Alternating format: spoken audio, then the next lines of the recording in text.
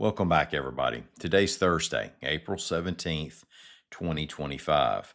Born on this date in 1973, former NBA player Theo Ratliff of Demopolis. Today, we have a tragic boat crash on Smith Lake, a judge's heart attack, another Tarrant story, a drone crime, and a Goat Hill roundup. I'm Mike Morgan, and we're down in Alabama.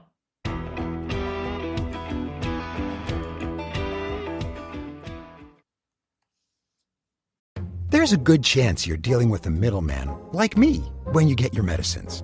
That's because PBMs and insurers are often the same company. We even own big chain pharmacies and are buying your doctor's office. We decide what medicines you can get, where you get them, and how much you pay. It's a win-win. For me. When middlemen own it all, you lose. Visit phrma.org/middlemen to learn more. Paid for by Pharma.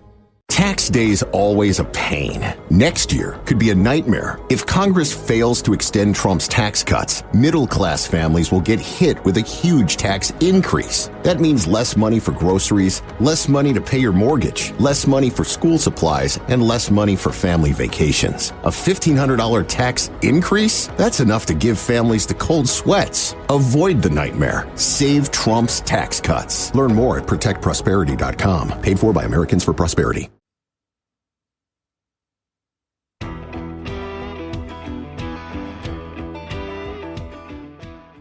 Three people were killed in a crash on Smith Lake during a Major League Fishing bass tournament Wednesday, reports AL.com's Carol Robinson. According to the Alabama Law Enforcement Agency, a nitro bass boat struck a center console boat. The three victims were all aboard the center console boat. Aaliyah identified the three as Joe M. Broom of Altoona, John K. Clark of Coleman, and Jeffrey C. Little of Mississippi. According to Major League Fishing, pro angler Flint Davis was among several others who were injured in the crash. The tournament was canceled. Judge Matt Friday, who serves on the Alabama Court of Civil Appeals, had a heart attack Wednesday that landed him in intensive care, reports AL.com's Mike Kaysen. Friday, who's 49 years old and from Shelby County, was a state representative before being elected to the bench. State Representative Jim Hill confirmed that Friday suffered a heart attack.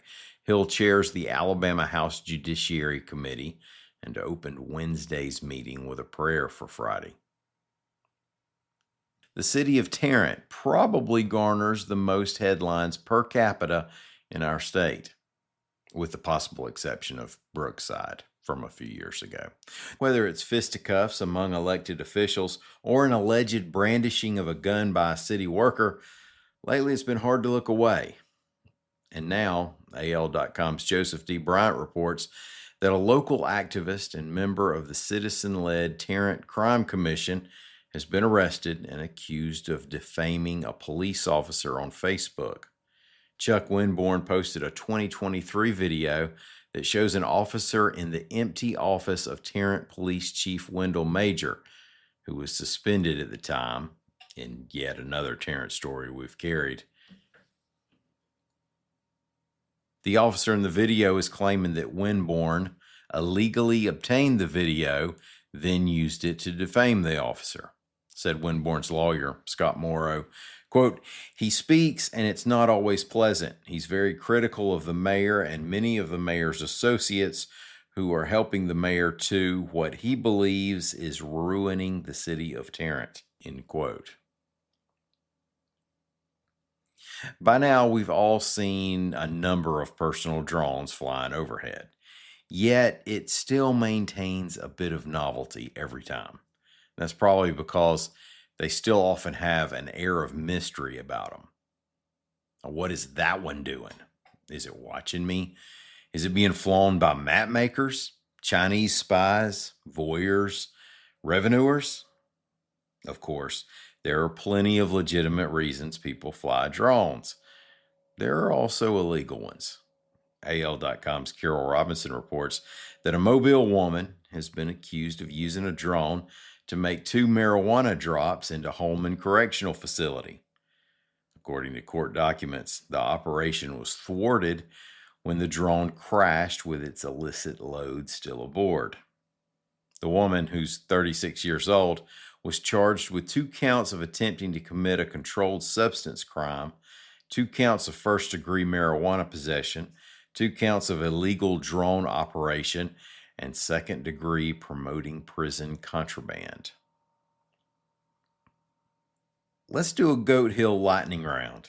With just over 2 weeks left in the legislative session, here are some of the latest moves at the Capitol.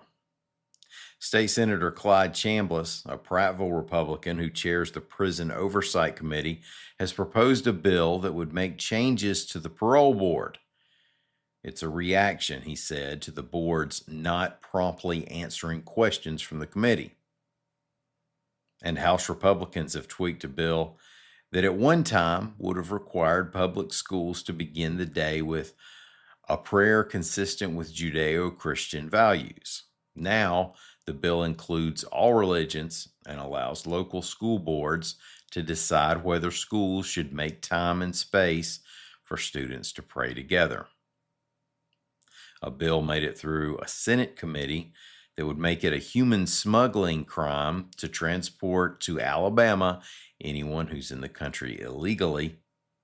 A bill introduced in the House would ban the use of SNAP benefits in buying soft drinks.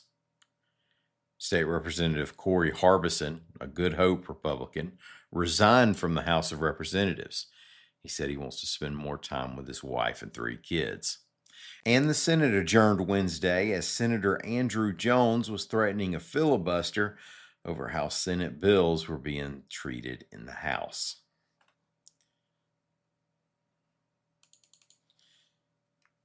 Thank y'all so much for listening to us. We will be back here in the morning. Until then, y'all come by and see what we're doing anytime you can on the internet at al.com.